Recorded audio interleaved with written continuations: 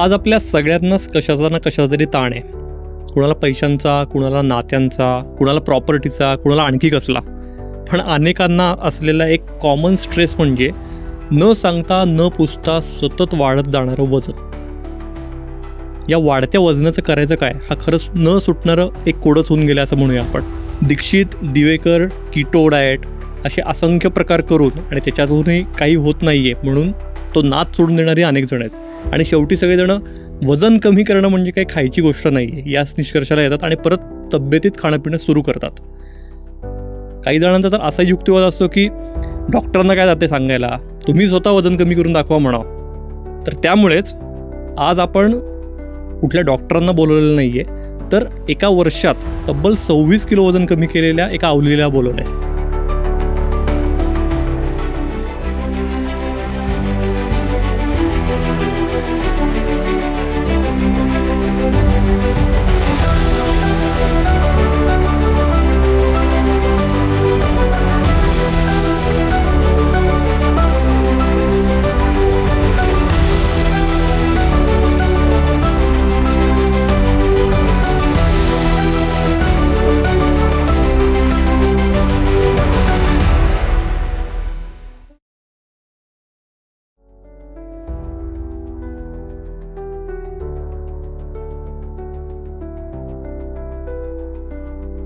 नमस्कार, मी निरंजन मेढेकर आणि देहबन पॉडकास्टमध्ये तुमचं मनापासून स्वागत.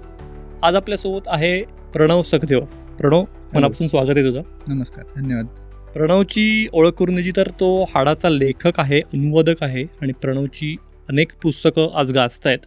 काळे करडे स्ट्रोक्स या त्याच्या पुस्तकाला युवा साहित्य अकादमीनं पुरस्काराने गौरवण्यात आलेलं आहे. पण आज आपण प्रणवला एका वेगळ्या कारणासाठी बोलवलं आहे, जे मी इंट्रोमध्ये सांगितलं ते की त्याचं म्हणजे साहित्य क्षेत्रातलं वजन कसं वाढतंय हे नाही आपल्याला आज बघायचं आहे, तर त्यांनी प्रत्यक्षातलं वजन कसं घटवलंय तर याबद्दल आपण डिस्कशन करणार आहे. तर प्रणव, आपण गप्पांना सुरुवात करूया. नक्कीच. की मी जसं इंट्रोमध्ये म्हटलं की वजन कमी करणं ही काही खायची गोष्ट नाही आहे, असं असं तुला आधी वाटत होतं? अगदी 100% वाटत होतं. मी तुला सांगू का निरंजन, साधारण एक 13-14 सालापासून कशा प्रकारे वजन कमी करता येईल, काय करता येईल, याचे सगळे प्रयत्न करून पाहिले होते आणि सगळ्या याच्यात मी अपयशी झालो होतो. म्हणजे आत्ता ज्याला कीटो डाएट म्हणतात त्याला प्रोटीन डाएट तेव्हा म्हणायचे. प्रोटीनच नुसतं खायचं किंवा साखरच बंद करायची किंवा पळायलाच जायचं, खूप व्यायाम करायचा किंवा काय दीक्षित डाएट ते सुद्धा मी करून बघितलं होतं. दिवेकर बाईंचं पुस्तक आणून ते सुद्धा वाचून बघितलं होतं किंवा छोटं थोडं खायचं, असं सगळं करून बघितलं होतं. पण काही गेलं माझं वजन काही कमी होत नव्हतं. त्यामुळे मला वाटलं होतं की हे एकतर आपल्या जीन्समध्येच आहे, जे सगळेजण म्हणतात. कारण माझी आई बऱ्यापैकी स्थूल आहे, माझे आजोबा तसे होते, असं एकतर मला वाटायला लागलं होतं. किंवा मग हे आपल्या बसकी बात नाही, जाऊ दे ना मरू दे, त्यापेक्षा आपल्या जिभेचे चोचले पुरवूया, अशा प्रकारे मी सगळं माझं चालू होतं. पण तोच मुद्दा आहे की म्हणजे तुझी अंगकाठीच कुठेतरी स्थूलपणाकडे झुकणारी होती का लहानपणापासून, किंवा म्हणून मग तुझंही मी अंगकाठी असते ना प्रत्येकाची. आता समजा मी बारीकच आहे लहानपणापासून, त्यामुळे जरी माझं वाढलं होतं तरी ते एका लिमिट पर्यंतच वाढतं. बरोबर. तर असं काही तुला होतं तुझ्या बाबतीत? नाही, स्थूल अगदी नव्हतो. लहान असताना किंवा शाळेमध्ये असताना 10वी-11वी पर्यंत मला जे काय आठवतं त्याच्यावर मी असा स्थूल नव्हतो, पण खूप बारीकही नव्हतो, मध्यम श्रेणीचा होतो. 7वी-8वी पर्यंत बऱ्यापैकी बारीक होतो. म्हणजे आता फोटो बघताना मागचे असं जाणवतं की अरे आपण एवढे बारीक होतो. मग जरासं वजन वाढल्यासारखं होतं. कॉलेजमध्ये मात्र वजन चांगलं मजबूत वाढलं होतं आणि मग ते हळूहळू वाढत गेलं. याचं कारण मला आता असं वाटतं की बाहेरचं खायला लागलो.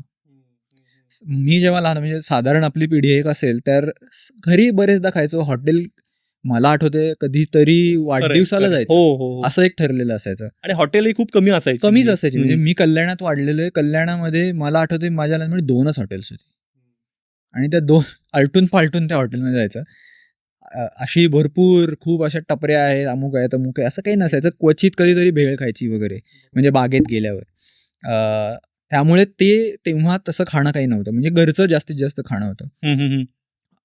जसं हॉटेल म्हणजे कॉलेजमध्ये कॉलेजमध्ये जायला लागलो, माझं कॉलेज मुंबईला होतं, रुईया कॉलेजमध्ये मी शिकलो, तसं बाहेरचं खाणं वाढल्यामुळे हळूहळू ते पायलप होत गेलं, असं आत्ता म्हणजे मागे वळून बघताना वाटतं. पण याच्यात मी खूप शिरणार नाही, कारण काहींची अंगकाठी काहीही खाल्लं तरी तेवढीच असते. म्हणजे माझ्या ओळखीत असे खूप मित्र आहेत, मैत्रिणी आहेत, की ते बारीकच्या बारीकच असतात. काहीही खा, कितीही खा. त्यामुळे ते जे काही त्याला शास्त्रीय कारणं असतील ती असतील. पण मी मध्यम होतो. म्हणजे माझं वजन जे वाढलं ते नक्कीच खाण्यामुळे आणि व्यायामाच्या अभावामुळे वाढलं. हे आता मागे वळून बघताना वाटतं. खरंय, खरंय. हे तू म्हणलास तसं मी पुण्यात वाढलो, तर खरंच मोजून अशी 2-3च हॉटेल्स होती. म्हणजे मी राहायला जरी कोथरूडमध्ये असलो तरी ते गंधर्व आणि पूरब अशी 2-3च ठिकाणं होती, की जिथं जाणं व्हायचं किंवा बरोबर. आता आपण तू सुरुवातीला थोडीशी कारणं सांगितलीस.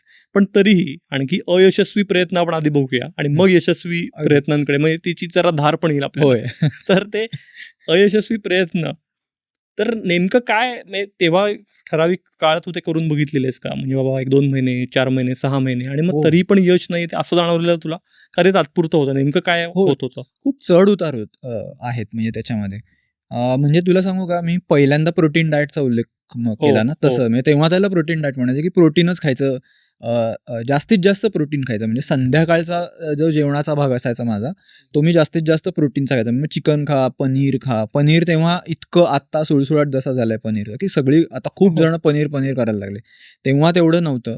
क एक बाहेर गेले की पनीर टिक्का वगैरे हो, असल्या भाज्या. हो, हो. पण मी तेव्हा थोडं-थोडं पनीर म्हणजे एक व्हेज त्याला पर्याय म्हणून चिकन, मासे अ, हे खायचं. जास्त करून चिकन आणि अंडी. तर ते जेव्हा मी खायला लागलो ना, तेव्हा मला आठवतंय मी 1-2 महिने साधारणतः ते केलं असेल.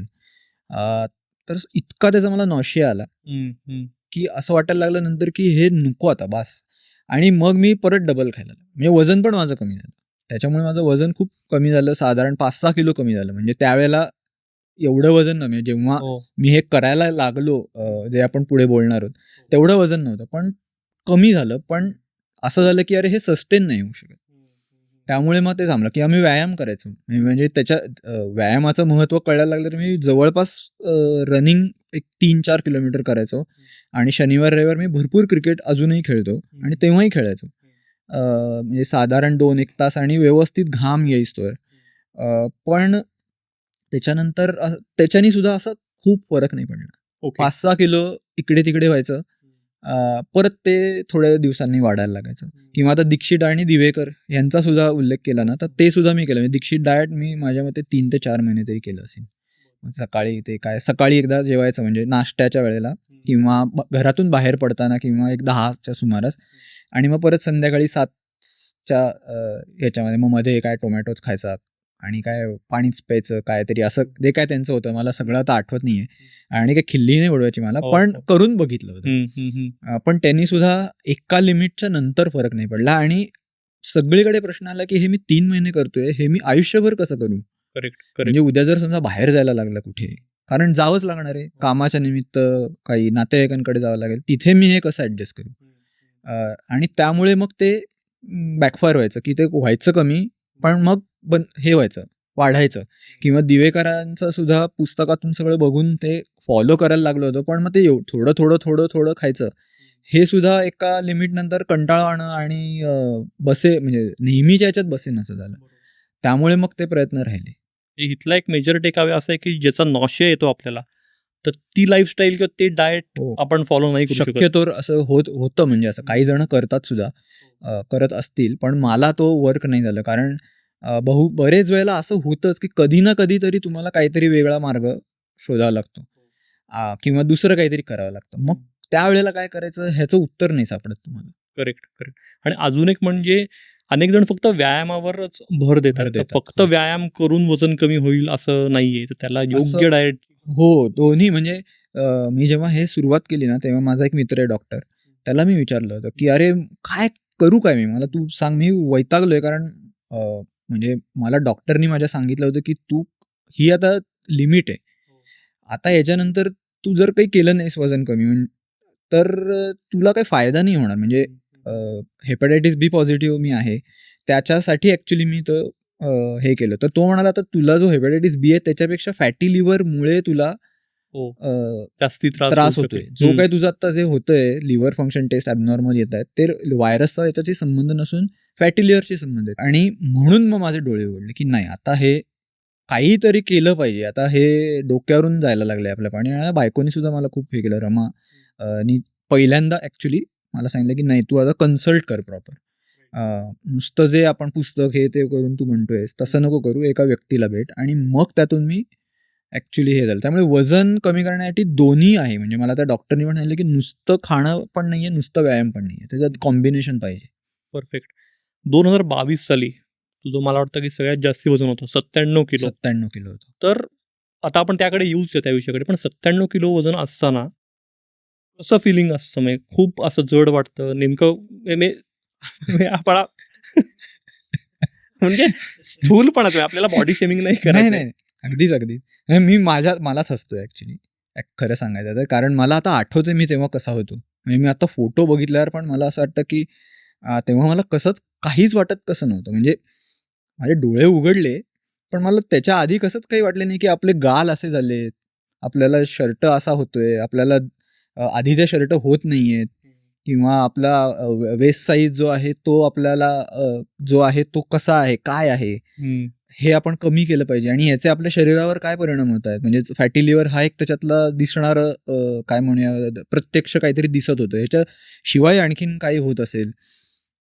आता मागे वळून बघताना मात्र हसायला पण येतं आणि वाईट सुद्धा वाटतं की आपण इतकी वर्ष आपल्या शरीराला त्रास किती दिला. कारण आपलं हृदय, म्हणजे मला हे नंतर वाचायला लागल्यावर कळलं की माझं हृदय जे आहे, म्हणजे त्याला आपण BMI म्हणतो.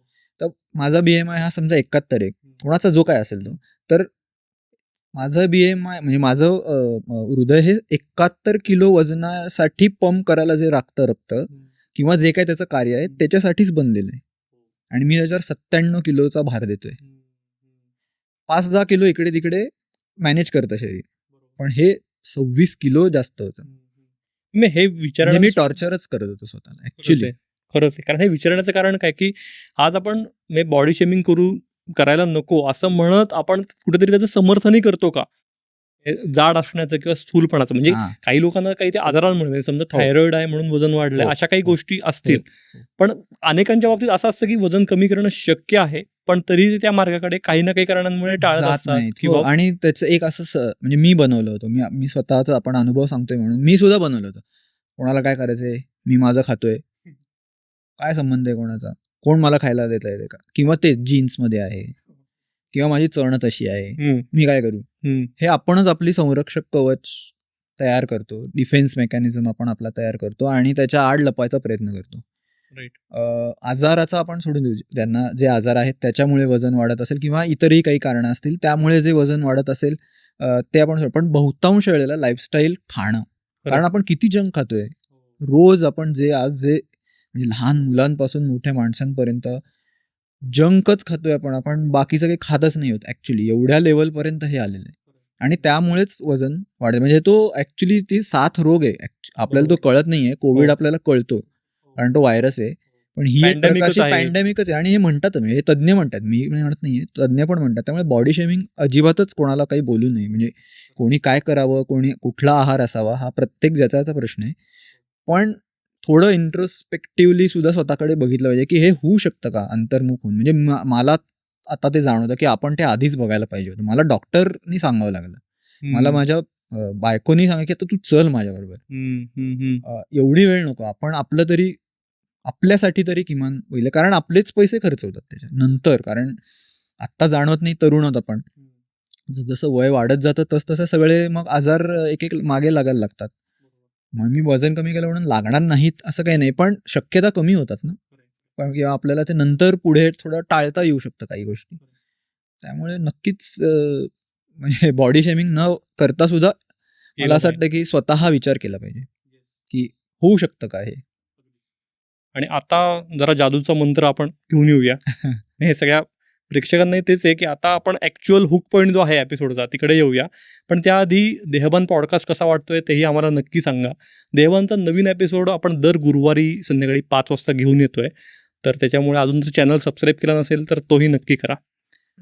तर आता प्रणव की ती जी काही तुला तो मंत्र सापडला की 2022 मध्ये 97 किलो वजन आहे आणि त्याच्यानंतर 11 महिन्यात 26 किलो वजन. म्हणजे तुला अपेक्षित वजन होतं 72, त्याच्यापेक्षा 1 किलो कमी करून दाखवलंस तू. 71 किलो झालं वजन तुझं. काय नेमकं तुला ते गमक सापडलं? पहिले एक तर म्हणजे मी यासाठी माझ्या बायकोचे रमाचे पहिले आभार मानेन. कारण तिने मला सांगितलं की तुला जे काय हवंय, म्हणजे मला मी तिला सतत सांगायचो की मला वजन कमी करायचं आहे नक्की, पण मला माझ्या लाईफस्टाईलमध्ये ते बसलं पाहिजे किंवा मग ती चेंज केली तरी चालेल, पण ते सस्टेन राहायला पाहिजे. मग तिने एक दिवशी मला फेसबुकवरती एक व्हिडिओ तिने काय शोधला असेल किंवा असाच दिसला असेल, दाखवला डॉक्टर प्रणिता अशोक मॅडमचा. त्यांचं क्लिनिकमध्ये आपण जाऊया असं ती म्हणाली आणि मग मी त्यांच्याकडे गेलो. ॲक्च्युली इथे ते लाईफ चेंजिंगसारखंच एक तो प्रकार झाला, कारण त्यांनी ज्या प्रकारे म्हणजे ते व्हिडिओ बघितल्यावर मला कळलं, अरे हां, ह्यांची थिअरी वेगळी आहे काहीतरी. वेगळीपेक्षा खरं तर वेगळी नाही आहे. सगळे लोक काहीतरी वेगळं सांगतात, 2च वेळा खा, 1च वेळेला खा, काय थोडं थोडं खा. पण ह्यांचं तसं काही त्यांच्या व्हिडिओमधून दिसलं नाही, की त्या म्हणत होते की जे आहे ते खा, पण एक प्रमाण घ्या त्याचं, किंवा मग आजारानुसार ते काय वेगळा कन्सल्ट करत असतील ते. त्यामुळे मी जेव्हा त्यांच्याकडे पहिल्यांदा गेलो तर तेव्हा त्यांनी मला पहिले ते काय वजन काट्यावर सगळं मोजलं, उंची आहे त्या आणि खोचक त्यांचे खूप मिश्किल आहेत त्या. त्या की काय किती पाहिजे वजन एक्झॅक्टली. तर मी म्हटलं की हां, लिहिलंय तुम्ही 72. तर मग कसं करणार, कसं कमी, काय बाहेर किती खायचं, कसं खायचं, काय खाता, सगळे त्यांनी एक म्हणजे कुंडलीच काढली. कुंडली, खाण्याची कुंडली असं मी त्याला नंतर नाही, खाण्याची कुंडली अख्खी काढली की बाहेर किती खातो, काय आवडतं, भाज्या कुठल्या खातो, फळं कुठली खातो, जे काय तुम्ही असेल ते सगळं, ड्रिंक्स सुद्धा त्याच्यात उल्लेख असतो. मी काही ते माझं ड्रिंक्स मी करत नव्हतो, त्यामुळे माझा प्रश्न नाही आला. आणि मग त्यामध्ये बसवून देतात की किती प्रमाणात खाल्लं पाहिजे. 4 वेळेला त्यांचं काही असं म्हणणं बरं, म्हणजे नाहीये. 4 4 वेळा खाल्लं वेळेला तरी जे आपण नेहमी खातो की नाही, ते चहा कॉफी बंद करा वगैरे असं काही नाही, साखर बंद करा अजिबात नाही, कमी करा. म्हणजे खूप गोड खाऊ नका. पण सकाळी आपल्या चहाच्या ह्याच्यामध्ये जर का 1-1.5 चमचा साखर असेल तर त्याला काही हरकत नाहीये. कॉफी पित असाल तरी सुद्धा काही हरकत नाहीये. सकाळ संध्याकाळ चहा कॉफीला काही हरकत नाहीये. पण ओव्हर पण म्हणजे लोकं चहावर चहा रिचवत राहतात, कॉफीवर कॉफी रिचवत राहतात. एक आहे, अति काहीच करू नका, काही टाळू पण नका. हा मला त्याच्यातून काय सापडलेला एक काय हे आहे, धडा आहे.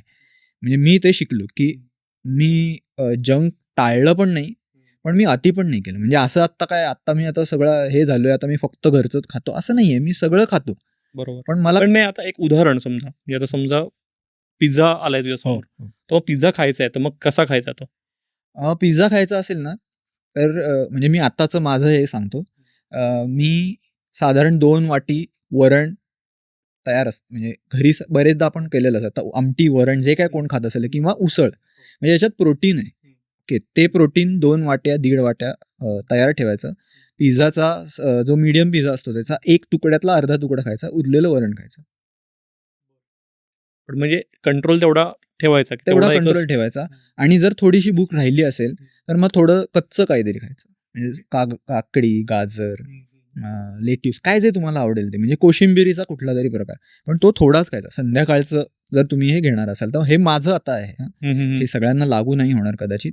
Correct. पण मी असं करतो. हं, हं. किंवा आता मी असं सुद्धा माझं झालं, की पाणीपुरी खावीशी वाटते, गेलोय, 2च पाणीपुऱ्या खाल्ल्या, 4 देऊ नको सांगितले, पैसे दिलेत आणि निघालोय. बरं. 2च पुऱ्या. 2च दे. मी तेवढाच खाणार आहे, मला तेवढंच पाहिजे. कारण माझे मन समाधान झालंय माझ्या मनाचं. तिथेच झालेलं आहे आणि ते. ॲक्च्युअली 2 काय एखादंच समाधान झालेलं असतं, की तेवढंच हवं असतं. संपलं तिथे. पण ठीक आहे, अजून एक खाल्ली. पण हे मी आज सांगतोय, तुम्ही जर डाएट करत असाल तर असं करू नका. जो कोण तुम्ही सल्ला घेणार असाल त्याचा सल्ला घ्या. म्हणजे हे नाहीतर लोकांना वाटेल चला आपणही असंच करू. हे नाहीये, हे माझं मला हो, हो, शिकून हो. मला त्याच्यातून जे इव्हॉल्व झालो मी त्यातून मला कळलेलं आहे. हा मुद्दा अगदी बरोबर आहे. म्हणजे आपण प्रणवला बोलवण्याचंच कारण हे आहे, की डॉक्टरांचे पॉडकास्ट अनेक चॅनल्सवर होतात. म्हणजे आपणही बोलवणारच आहे आपल्या चॅनलवरही डॉक्टरांना, असं नाही की आपण बोलवणार नाहीये. पण प्रत्यक्ष बेनिफिशरी जो आहे, हो, लाभार्थी जो आहे, बरोबर. तर त्याच्याकडनं ऐकणं हे जास्ती आपण रिलेट करू शकतो. एक्झॅक्टली. मलाही तसंच वाटलं, की अनुभव काय असतात हे जर शेअर केलं तर कदाचित कोणातरी इन्स्पायरिंग ते वाटू शकतं, की अरे मी पण हे करू शकेन, जर याला करता आलं तर. त्यामुळे मला हा उपक्रम त्या ह्याने खूपच आवडला, की ज्यांनी वजन कमी केलंय त्याला खरंय. गप्पा मारायला बोलवणं. परत आपण बॅक टू 2022 मार्च, आणि आता आपण मार्चमध्येच मार्चमध्येच. हे शूट करतोय. तर तेव्हा तुझं वजन 97 होतं. मग नेमकी प्रोसेस काय झाली, किंवा प्रगती कशी दिसायला लागली, की ज्याच्यामुळे तुला उमेद वाटली, की अरे हे काहीतरी वर्क होतंय? अरे काय सांगू तुला, म्हणजे मला ते दिवस आठवत आहेत, की मी माझं पहिल्या 15 दिवसांमध्ये एक 4 किलोच्या आसपास वजन कमी झालं होतं. Don't tell me. 15 दिवसात 15 4 ते किलो 20 वजन. दिवस साधारणतः असतील. पहिले 3 महिने खूप पटापट वजन कमी झालं. मग नंतर ते हळू-हळू स्लो डाऊन झालं. नंतर म्हणजे पहिले 3 महिने मी सांगू 12-13 किलो वजन कमी झालं आणि नंतरचे 13 किलो यायला पुढचे 8 महिने साधारण लागले. म्हणजे 12 महिन्यांचा जर आपण 11 महिने आपण धरले तर. कारण मग नंतर काय झालं, की जे काय मास होतं ते कमी व्हायला लागलं ना, म्हणजे चरबी काय जे काय आपलं कमी होत असेल ते. दुसरं ह्याच्यात दुसऱ्या ह्याच्यात मला आणखीन सांगायचं की त्यांनी सुरुवातीला म्हणजे मी जेव्हा गेलो तेव्हा त्यांनी ज्याला काय आपण म्हणतो स्नायूचं वजन किती आहे हो, ह्याच्यामध्ये हो. ते सुद्धा चेक केलं. म्हणजे बरेचदा असं होतं की स्नायूंचं वजन कमी होतं. ते नाही आपल्याला कमी करायचं.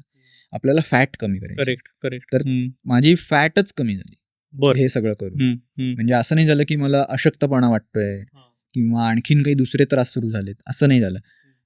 त्यामुळे म्हणजे हे अगदी जाता-जाता पटकन मला आठवलं म्हणून सांगितलं. तर आपण काय बोलत होतो? की ती प्रोग्रेस नेमकी प्रोग्रेस कशी झाली? तर पहिल्या एक 10-15 दिवसात माझं 4 ते 5 किलो वजन 4.5 वगैरेच्या आसपास कमी झालं. शर्ट लूज व्हायला लागले. पॅन्ट लूज व्हायला लागली. काय भारी वाटलं. नवीन कपडे घ्यायला लागले. आणि किंवा हे जे आहे शॉपिंग मनासारखं होतं जरा. अरे खूपच मनासारखं. म्हणजे मला इतका उत्साह वाटायला लागला, की अरे हे केलंच पाहिजे आपण. कारण आपल्याला जर एवढा चांगला रिझल्ट दिसतोय, इतक्या चांगल्या आणि आपल्याला असंही होत नाही, की मला खूप खावंसं वाटतंय ते सगळं करून किंवा हे सोडूनच देऊ. सगळं समाधान मला जे डोक्याने माझ्या मनाला जे समाधान हवं असतं खाण्यातून, कारण मी खूप फूडी आहे पहिल्यापासून. मला खायला खूप आवडतं. त्यामुळे तिकडे जर काही हे व्हायला लागलं ना, काय तडजोड करायला लागली, तर मग सगळं गंडायला लागतं. तर तिकडे काहीच तडजोड करायची नव्हती फारशी. म्हणजे पहिले 3 महिने त्यांनी जे काही सांगितलं होतं ते करायचं, पण त्याच्यात असं नव्हतं की हेच खाऊ नका, तेच खाऊ नका. बाहेरचं खाऊच नका. शक्यतोवर गेलात तर मग अमुक-अमुक खा, तमुक-तमुक खा. या चौकटीत बसेल तेच खा. एवढंच त्यांनी सांगितलं होतं. त्यामुळे जेव्हा कपडे लूज व्हायला लागले, तेव्हा तो एक वेगळा कॉन्फिडन्स येतो, की आपण अ, योग्य मार्गावर आहोत आणि आपले कपडे कारण इकडे दिसायला लागतं ना, की आपले कपडे लूज होत आहेत. बरोबर. म्हणजे तू म्हणलास की 15 दिवसात 4-5 किलो वजन कमी झालं. हो. ही पण खूपच मोठी अचीव्हमेंट आहे. पण 26 हा खूपच मोठा आकडा आहे रे. म्हणजे 26 किलो वजन कमी झाल्यावर मला पण कधी-कधी अविश्वसनीय वाटतं, की हे असं कसं आपण जमलं. पण ते जमलं. थोडासा माझा एक असा स्वभाव आहे, की मी एकदा ठरवलं, की मग ते ठरवलं. म्हणजे मग आता हे करायचं ना, मग करायचं. दुसरी गोष्ट मला रिझल्ट पण तसे मिळाले. म्हणजे काय बरेच जणांना कधी-कधी काय होतं, की नाही तेवढं हे होत. मग नाउमेद होतात ते आणि मग साहजिक आहे. म्हणजे मी या फेजमधून पण गेलो, की आधीचं जे काही मी करत होतो त्याच्यामुळे 5-6 किलो कमी व्हायचं, पण परत ते काय एका लिमिटच्या नंतर कमीच नाही व्हायचं, मग वाढायचंच उलट. करेक्ट. किंवा मग वेगळं खूप खावंसं वाटायला लागायचं. कारण आधीचं जे सगळं डिप्राईव्ह केलेलं असायचं ते बाहेर यायचं, इच्छा सगळ्या. पण इथे तसं काही झालं नाही. त्यामुळे मला असं वाटतं मी ते करत राहिलो. हा एक भाग झाला. दुसरी गोष्ट पहिल्या 1.5-1 महिन्यानंतर माझं म्हणजे कदाचित जे करतायत त्यांना सुद्धा हा अनुभव आला असेल म्हणजे हे डाएट की माझं मला कळलं की मी काय केलं पाहिजे. याचं कारण असं आपल्याला कळायला लागतं की मी काय खाल्लं पाहिजे आणि काय नाही खाल्लं पाहिजे आणि किती खाल्लं पाहिजे. आणि त्याच्याही पुढचं म्हणजे जे मला आणखीन महत्त्वाचं वाटतं की मी आज चुकलोय हे पण कळतं. उद्या चुकायचं नाहीये हे पण कळतं. चुकणं कारण असं तर होत नाही. कधीतरी थोडं जास्त खाल्लं जाऊ शकतं. पार्टीला गेलोय, लग्न समारंभ आहे किंवा मित्र आलेत. काही काही वाढदिवस असतो. घरी आपल्या मुलं-बाळं असतात. त्यामुळे कधी केक खाल्लेला हे होऊ शकतं असं. पण ते कळतं आज मी चुकलोय. त्यामुळे मला उद्या ही चूक करायची नाही किंवा उद्या मला थोडंसं करेक्शन केलं पाहिजे. तर हे मला असं वाटतं महत्त्वाचं आहे. त्यामुळे तो कन्सिस्टंट पाथवर आपण राहतो. ही आपण या एपिसोडची सुरुवात स्ट्रेसवरनं केलेली, ताणावरनं केलेली. असं तुला जाणवतं कधी आता तू 3 वर्ष हे फॉलो करतोयस, हो. पण त्याच्या आधीचा काळ जर तू बघितलास थोडा, की जेव्हा आपल्याला ताण असतो कुठल्या ना कुठल्या गोष्टीचा, तेव्हा नकळत ओव्हर ईटिंगची सवय हो, डेव्हलप होते हो, आणि मग हो. सतत काहीतरी खावं वाटतं. एक भूक नसते, पण असं वाटतं की ते खाल्लं तर मला जरा बरं वाटेल आता आणि या बरोबर. क्षणी मला ते पाहिजे. तर ही सवय कशी टाळायला पाहिजे? मग काय त्याच्यासाठी काय छोटे-छोटे काही नुसके तू सांगू शकलास तर? म्हणजे मला असं वाटतं, की जर का तुम्ही तुमचं पहिले एक तर जे जेवण जे काय तुम्ही जेवत असाल म्हणजे दुपारी, संध्याकाळी जे मेन मुख्य आपलं जेवणाचा भाग आहे ब्रेकफास्ट, लंच आणि डिनर सकाळचं, दुपारचं आणि जेवण. हे जर तुमचं बऱ्यापैकी समाधानकारक असेल ना, तर बऱ्याचशा गोष्टी टाळता येऊ शकतात पुढच्या. दुसरं तू स्ट्रेसचं म्हणालास, की त्याच्यामुळे खूप ओव्हर ईटिंग होतं. तर शक्यतोवर पॅकेज फूड म्हणजे पूर्ण बंद केलेलंच चांगलं. कधीही कोणीही स्ट्रेस असो नाही तर नसो. जे पाकिटातून तुमच्या घरी येतंय आणि जे तुम्ही खाताय जशाच्या तसं खाताय, घ्यायचं फक्त तोंडात टाकायचं. ते सगळं भयंकर आहे. खूप भयंकर आहे. त्याच्याऐवजी तुम्ही मूठभर चणे खाऊ शकता, जर भूकच लागली आहे तर. दाणे खाऊ शकता मूठभर आपल्या. प्रत्येकाची मूठ जी असेल ती. शक्यतोवर थोडंसं कमीच खाल्लं तरी चालेल. म्हणजे जे खाताय ना त्याचं 2 घास जागा ठेवली तर म्हणजे जे आपल्या सगळीकडे आपण म्हणतो सुद्धा, की 2 घास कमीच जेवा. तसं 2 घास जर कमी खाल्ले आणि मगाशी म्हणत असं की अति काहीही करू नका आणि टाळू पण नका. म्हणजे आता बंदच केलं. लोकं म्हणतात आता मी साखर खाणारच नाही. असं पण नका करू. पण अति पण खाऊ नका. कारण सगळे पॅकेट फूडमध्ये भयंकर प्रमाणात साखर आहे, मैदा आहे, मीठ आहे. मीठ आहे, जे आपल्याला नको आहे एवढं. तर या गोष्टी मला असं वाटतं बऱ्यापैकी हे होऊ शकतात आणि स्ट्रेस कमी करण्यासाठी काय करता येईल? मग योगा म्हणजे प्रत्येकाचा तो किंवा कदाचित प्रोफेशनल हेल्प तुम्ही घेऊ शकता, की कोणाकडे मानसशास्त्रज्ञाला भेटलो. योगा करू शकता, व्यायामाने हा सगळ्यात महत्वाचा मुद्दा आहे. आपण आतापर्यंत 100% डाएटवर बद्दल बोलतोय, पण त्याला व्यायामाची जोड किती आवश्यक असते आणि तुझ्या बाबतीत तू काय एक्सपिरियन्स सांगशील? म्हणजे व्यायामाचा तुला किती फायदा झाला या सगळ्या वजन कमी करण्याच्या प्रवासात? हो. व्यायाम मी तसा आधीपासून करत होतो. मी धावायचा व्यायाम करायचो आणि क्रिकेट भरपूर खेळायचो 2 दिवस. त्यामुळे माझं ते रुटीन चालू होतं. पण मला असं वाटतं म्हणजे मी काही जणांचा जेव्हा सल्ला घेतला आणि या प्रणिता मॅडमचा जो सल्ला घेतला, तेव्हा त्यांचं म्हणणं होतं की कॉम्बिनेशननी हे वर्क होतं. म्हणजे यांचं तत्व असं होतं की 70% डाएट, 30% व्यायाम आणि त्यांनी जोरात चालण्याचा म्हणजे मी आत्ता हे घड्याळ पण घातलंय. मी हे घड्याळ मुद्दामून घेतलं. ह्याच्यात GPS आहे आणि ह्याच्यात हार्ट रेट मोजला जातो. म्हणजे सगळ्याच घड्याळांमध्ये तो मोजला जातो. पण मला ते माहिती नव्हतं. मी ते जेव्हा इंटरनेटवर सर्च केलं की किती चाललं पाहिजे, तर समजा आपला 72 ठोके हे मिनिटाचे आपलं समजा हार्ट रेट आहे. तर तो 140 पर्यंत तुमचा गेला पाहिजे, इतक्या जोरात चाललं पाहिजे. तर त्याचा फायदा आहे. आणि हे साधारण 45 मिनिटं म्हणजे 45 मिनिटं 140 नको. पण जास्तीत जास्त काळ तो 140च्या आसपास 120, 140च्या दरम्यान असला पाहिजे.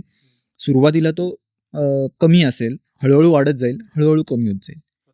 या ह्याच्यात चाललं पाहिजे. म्हणजे नुसतं चालणं लोकं असं निवांत गप्पा मारतात. मी असं बाबा एक 15-20 मिनिटं चक्कर चाललो मारतो. मस्त चाललो काय वॉक घेतला. नाहीये त्याचा काही फायदा. या ह्याच्यात या गतीने म्हणजे कमीत कमी म्हणजे समजा आपण 3 किलोमीटर समजा आपण चालतोय, तर अर्ध्या तासात 3 किलोमीटर कसं चालता येईल? ह्याचा विचार केला पाहिजे. हे नुसतं 3 किलोमीटर चाललो ह्याच्यापेक्षा ते किती वेळात चाललो ह्याला हे महत्त्व पण आहे. महत्वाचं. हं. म्हणजे किंवा स्टेप्स मोजतात. पण नुसतं स्टेप्सचा पण नाही फायदा. की कमीत कमी वेळात जास्तीत जास्त स्टेप्स होत आहेत का? हे बघितलं पाहिजे. कारण साधं गणित आहे. म्हणजे हे पुन्हा वाचून तज्ञांचंच म्हणणं आहे, की आपलं समजा 72 हा आपला काय हार्ट रेट असेल, तर जेव्हा आपल्याला हार्ट अटॅक येतो तेव्हा तो साधारण डबल होतो किंवा त्याच्यापेक्षा जास्त होतो. तर तेव्हा सुद्धा तुम्ही टिकून राहिलं पाहिजे. त्याचंही प्रॅक्टिस आहे. व्यायाम म्हणजे. बरं. कुठलाही मग. त्यामुळे तुमची बॉडी तेवढं प्रेशर हँडल करू हँडल शकते करता त्या आलं. मोमेंटला. एक्झॅक्टली. जी त्याच्यातून काही तुम्ही तरुण इमर्जन्सी हेल्प आहे ती मिळेपर्यंत. एक्झॅक्टली. तर साधारण अशा प्रकारचा व्यायाम तुम्ही केला पाहिजे. आणि तो 45 मिनिटाला आहे. घाम तर येतोच तुम्हाला एवढं केल्यावरती. त्यामुळे घाम येईस्तोवर हे एक त्याचं आणखी घाम येईस्तोवर करा. दुसरं म्हणजे माझ्या अनुभवातून पुन्हा सांगेन मी, की मी त्याच्या आधी जिमला सुद्धा जायचो. तर लोकं खूप जिम करतात. पण तो मोनोटोनस व्यायाम आहे असं मला वाटतं. सराउंडिंग त्याचं सगळं एकच एक आहे. तिथेच तुम्ही ते करता. काही जणांना ते आवडतं, ते सूट होतात, त्यांनी तो करावा 100%. पण मला तो तेवढा हे वाटत नाही. त्यापेक्षा जेव्हा तुम्ही बाहेर फिरता तर आपोआप तुमचे स्ट्रेस लेवल्स तुम्ही 4 गोष्टी बघता, माणसं दिसतात, कोणतरी भेटतं, त्याच्याशी बोलता, थोडं सोशलायझेशन होतं, थोडं दिसतं काहीतरी आजूबाजूचं. म्हणजे त्यामुळे आपोआप तुम्ही वास्तवात पण राहता. कारण आता जे सगळे जॉब्स आहेत ते इतके आपण सगळे कॉम्प्युटर, स्क्रीन तेवढंच एक आपलं आयुष्य एवढंच असतं. तर याच्यामुळे आपोआप स्ट्रेस तुमचा कमी होतो. आपोआप गोष्टींचा फायदा म्हणजे हे सगळे फायदे चालण्याचे किंवा सायकलिंग सुद्धा मी रेकमेंड करेन. कारण जे हळू करायचे म्हणजे ज्याच्याने तुम्हाला आजूबाजूच्या गोष्टी खूप स्लोली दिसतात, ते व्यायाम चांगले असं मला वाटतं. सायकलिंगला मेडिटेशनच म्हणतात आणि ते मी स्वतः करतो त्यामुळे मला ती आहे जाणवतं. मी पण चालण्याला मला तसं वाटतं आणि इव्हन आता मी डाएटला सुद्धा त्या लेवलवर आहे असं मला वाटायला लागले. कारण जसं आपण मनावर मेडिटेशनमध्ये फोकस करतो तसं इथे खाण्यावर फोकस आहे पूर्ण. म्हणजे मी तो करायला शिकलो, की मी काय खाणार आहे, काय मला त्यातून मिळणार आहे आणि माझ्या शरीराचं त्यामुळे काय होणार आहे, ह्याचा एक विचार करायला तुम्ही लागता. तर तो फोकस तुमचा मग राहतो आणि मग तुमच्या बऱ्याचशा गोष्टी बाजूला जातात, की मग हे नको, ह्याची काही गरज नाही आहे, असं व्हायला लागतं.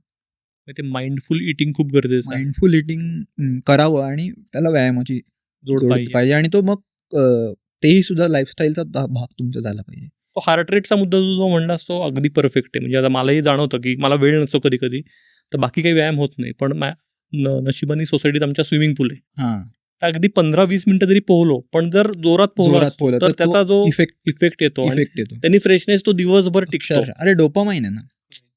तुम्ही जेव्हा व्यायाम करता तेव्हा तुमचं डोपामाइन जास्त हे होतं. मग तुम्हाला आपोआप छान वाटतं.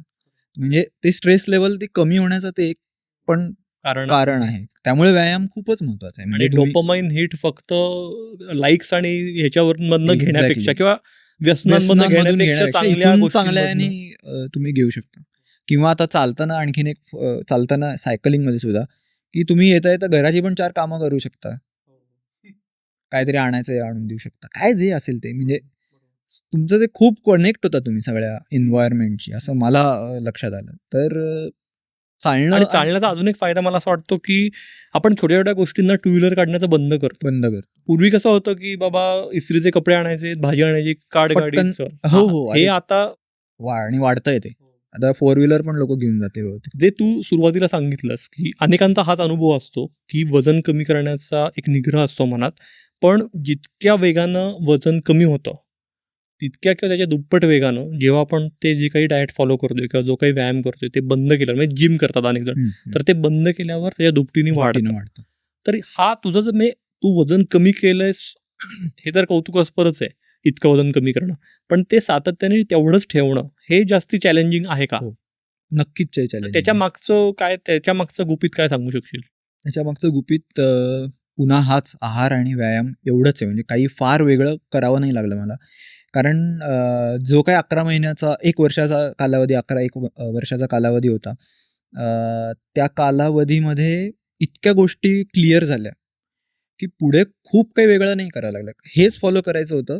अ, अ, म्हणजे इथे एक मगाशी आपण बोलता-बोलता जे बोललो ते सांगतो, की जेव्हा प्रणिता अशोक मॅडमना मी 3 महिने माझं पहिल्याचं पॅकेज होतं आणि ते घेतल्यानंतर मी म्हटलं आता मला कळलंय आता मी थांबतो म्हणजे मी हे कंटिन्यू करतो, पण पुढे काय करायचं? जेव्हा मी हे थांबीन, त्यावेळेला हे मेंटेन कसं करायचं? तर त्यांनी सांगितलं, की तुला 72 पर्यंत यायचंय ना, तू ते पहिले ते पूर्ण कर. माझं कन्सल्टेशन सुद्धा मी तुला देईन. ते आल्यावर मी तुला सांगेन काय करायचं पुढे. तोच तर मी सांगणार नाही. तुझं जे चाललंय ते नेटाने चालू दे. हं. आणि मग त्यानंतर मला सांगितलं, की साधारणतः तुला हा आहार आहे, याच्यात एवढी वाढ केली पाहिजे. पण आहार हाच आहे. काही याच्यात वेगळं काही नाहीये. जे तू नेहमी खातोयस तेच तुला परत खायचं कारण तुझ्या लाईफस्टाईलचा आता तो भाग झालेला आहे. मग बाहेर गेल्यावर काय खायचं हे सगळे प्रश्न बरेचदा येतात. मग बाहेर गेल्यावर पण ना म्हणजे आता हॉटेलला आपण जातो किंवा हॉटेलमध्ये मागवतो सुद्धा. तर त्यावेळेला ते ऑप्शन आहेत तिथे. आपण फक्त ते बघत नाही. म्हणजे आता उदाहरणार्थ डाळ आणि भात हा एक सगळ्या चांगला पर्याय आहे. हॉटेलमध्ये हो मिळतो आणि त्याचं प्रमाण आता तुम्हाला कळलेलं आहे. प्रमाणात खायचंय. त्यामुळे तेवढंच खा. त्याच्यापेक्षा अगदी आज चला मजेचा दिवस आहे. थोडं 1-2 घास जास्त खा आणि थांबा तिथे. ॲक्चुअली तुला सांगू का बरेचदा जे आपल्याला क्रेव्हिंग असतं खायचं हो, ते हो. 2-3 घासांचंच असतं. भजी ही 2-3 भजीच असतात. ती तेवढीच पुरेशी असतात. त्याच्यानंतर जर आपण खायला लागलो तर आपल्याला पण नंतर कसं तरी होतं, मळमळायला लागतं. आणि ते तेवढंच पुरे आहे. तिकडेच थांबूया. किंबहुना एक स्टेप अलीकडेच थांबूया. फक्त अनेकांचं असं होतं, ते की 2-3 भज्यांची 2-3 घाणे करीत घाणे होतात. घाणे होतात. एक्झॅक्टली. म्हणजे भजी खाऊ नका असं नाही. भजी खा. पण त्याला एक तुम्ही मर्यादा घाला, की आता इथपर्यंत आहे, इथपर्यंत पुरे आहे. बरोबर. आता पुढे नको जायला. हं, हं, म्हणजे हं. हा एक साधारण सगळ्या याला तो लागू होतो. म्हणजे भात आवडतो काही जणांना, मग लोकं भातच खातात.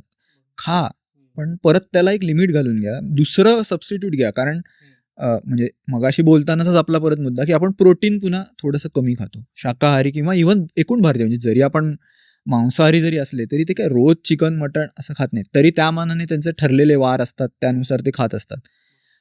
पण ते रोज तेवढं मिळत नाही. हं, एकाच हं, हं. दिवशी खूप मिळणं असं नको असतं. प्रत्येक दिवस नवा आहे. त्यामुळे ते थोडं-थोडं प्रमाणात मिळालं पाहिजे.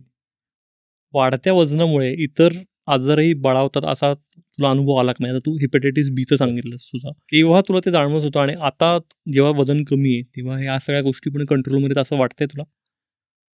हो, फॅटी लिव्हर माझं रिव्हर्स झालं. बरं. म्हणजे साधारण 97 म्हणजे 100 धरू आपण 10 किलो वजन कमी करायला सांगितलं होतं. पण माझं यापेक्षा जास्त झालं आणि जेव्हा मी परत टेस्ट केली त्या संदर्भात तेव्हा माझ्या ज्या लेव्हल्स हलल्या होत्या त्या व्यवस्थित आल्या आणि परत आता 2 वर्षांनी म्हणजे 1-1 वर्षांनी मला ते करावं लागतात. तर त्या आणखीनच आता चांगल्या ह्याच्यावर आल्यात. म्हणजे लिव्हर ही आपली अशी एक गोष्ट आहे, की जी त्याच्यातल्या पेशी पुन्हा निर्माण करते आणि ती स्वतःला हील करतं लिव्हर. त्यामुळे तुम्हाला हा चान्स आहे, की जरी तुम्हाला फॅटी लिव्हर असेल, तरी तुम्ही ते रिव्हर्स पण करण्याच्या शक्यता आहेत. पुन्हा याच्यात, की काही आजारांमुळे होत असेल, तर तो एक वेगळा भाग झाला. पण जर तुम्हाला तसं काही नसेल, तर हे होऊ शकतं आणि फॅटी लिव्हर हे आज जवळ सगळ्यांना सापडतं.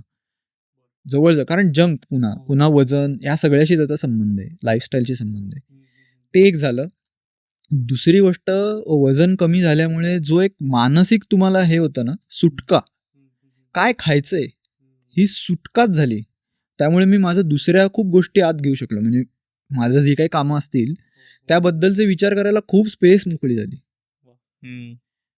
तिसरं असं झालं, की म्हणजे काय म्हणूया त्याला ना, की एक तुम्हाला स्वतःला खूप छान वाटतं ना, की अरे आपले शरीर आहे हे अ, आपण हे करून दाखवलं आणि राइट. आपल्याला आता जे योग्य आहे त्या प्रमाणात आपण आहोत आणि ते आपण मेंटेन करतो. ह्याचा एक जो मानसिक एक छान वाटतं. त्या ह्याच्यामुळे तुमचे नकळत सगळ्या ह्याच्यावरती पॉझिटिव्ह परिणाम होतात. बरेचदा पॉझिटिव्ह परिणाम होतात. लोकं आणि तुम्हाला सांगतात, "अरे, तू काय मस्त." आपल्याकडे बरेचदा, "अरे, कमी कशाला झालास कमी? काय झालं? किती चांगला गुटगुटीत." असं. पण ठीक आहे म्हणजे ते गंमत आणि त्यांचं एक प्रेम असतं त्याच्यात. पण तेही म्हणजे चूक आहे खरं तर. गुटगुटीत नकोय आपल्याला. आपल्याला जे छान व्यवस्थित जितकं आपलं वजन हवंय, तितकं वजन पाहिजे. त्यामुळे खूप त्याचे फायदे होतात. तुमच्या सेक्शुअल लाईफवर त्याचा खूप चांगला परिणाम होतो. सगळ्या गोष्टी हळू तुमच्या मार्गी लागायला लागतात. हं, हं, हं. अगदी खरं आहे. म्हणजे ओव्हरऑल जो काही आपण म्हणतो, की वेल बिंगचा जो एक्सपिरियन्स आहे, तो अनुभवता येतो कुठेतरी. 100%, 100%. आणि तू आत्ता असं म्हणलास ना, तू स्वतः क्रिएटिव्ह फील्डमध्ये आहेस. तू लेखक आहेस, अनुवादक आहेस. तर तुला तुझ्या प्रॉडक्टिव्हिटीवरही खूप सकारात्मक त्याचा परिणाम झाला असं जाणवलं? हो, 100% झालं. त्याच्या आधी म्हणजे जे मी काम करत होतो म्हणजे बसून कंबर दुखणे किंवा माकड हाडाचं एक दुखणं मला झालं होतं. जेव्हा जसं वजन कमी पाठीचं काही प्रमाणात दुखायचं कारण बैठं काम भरपूर असायचं. पण जसं वजन कमी व्हायला लागलं तसं ते बऱ्यापैकी कमी व्हायला लागलं. झोपेचा मला खूप त्रास होत होता. हं, हं, मला शांत झोप लागत शांत नाही. झोप लागायची नाही हं. किंवा लागायची पण नाही कधी-कधी. म्हणजे हा थोडा कोविड आणि त्या काळाचा सुद्धा त्याच्यात परिणाम होता. की ते एक सगळं विचित्र सगळा काळ आणि सगळ्या अनिश्चितपणा. अ, पण वजन सुद्धा त्याच्यातला एक भाग होता. कारण जसं माझं वजन कमी व्हायला लागलं, तसं माझं हे इकडे सुधारणा व्हायला लागली, की झोप चांगली यायला लागली. पाठीची दुखणी जवळ गेली किंवा असं होत नाहीये म्हणजे पुन्हा असं की लोकांना आता म्हणजे खूप छान झालं सगळं असं नाही. पाठीची दुखणी कारण बसण्याचंच काम जास्त आहे. पण रिकव्हरी पटकन व्हायला लागली. म्हणजे पूर्वी जे 1-1, 2-2 महिने पाठ दुखते आपली असं नाही. हे 1-2 दिवसात नीट त्याचे काही व्यायाम केले, की पटकन ते कमी व्हायला लागलं आणि मग जायला लागलं. परत थोड्या दिवसांनी कधीतरी काही वर्षांनी 1-2 वर्षांनी परत काहीतरी व्हायला लागलं. पण रिकव्हरी रेट नक्की वाढला. हे एक नक्की झालं. माझं जे माकड हाडाचं दुखणं होतं ते तर जवळ म्हणजे गेलंच आता. मला ते नाही तर 1 वर्ष मला खूप त्याचा त्रास झाला होता. बसून, केवळ बसून. तर ते एक खूप कमी झालं. मला व्हेरिकोज व्हेन्सचा सुद्धा त्रास होता. तो बऱ्यापैकी कमी झाला. हो. तो कमी होणं खूप अवघड असतं म्हणतात. एकदा तो सुरू झाला की. नाही एकदा सुरू झाला की जात तर नाहीच तो पूर्ण. पण काही लेव्हल्स त्याचे सुधारले. म्हणजे एक ॲडिशनल जे काही त्याचं असेल ते सुधारलं.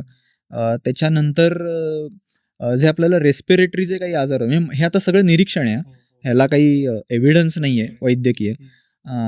पण रेस्पिरेटरीचे आजार जे कोविड नंतर भरपूर जास्त व्हायला म्हणजे जेव्हा आपण बाहेर पडलो, तेव्हा बरंच इन्फेक्शन सगळे व्हायला लागली.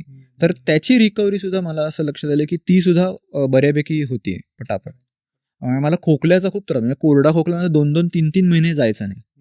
तर तो खोकला होतो एका विशिष्ट सीझनमध्ये.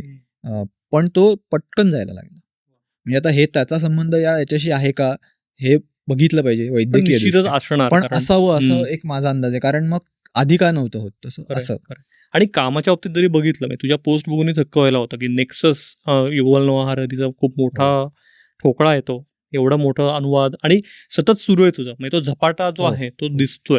हो. म्हणजे हा कुठेतरी लाईफस्टाईल सुधारल्याचा, वजन कमी केल्याचा पण हा एक नक्कीच, सकारात्मक परिणाम. नक्कीच 100%. म्हणजे मला आठवतंय मी 14-15 साली एक डायटिंगचे अभंग नावाची कविता लिहिली होती.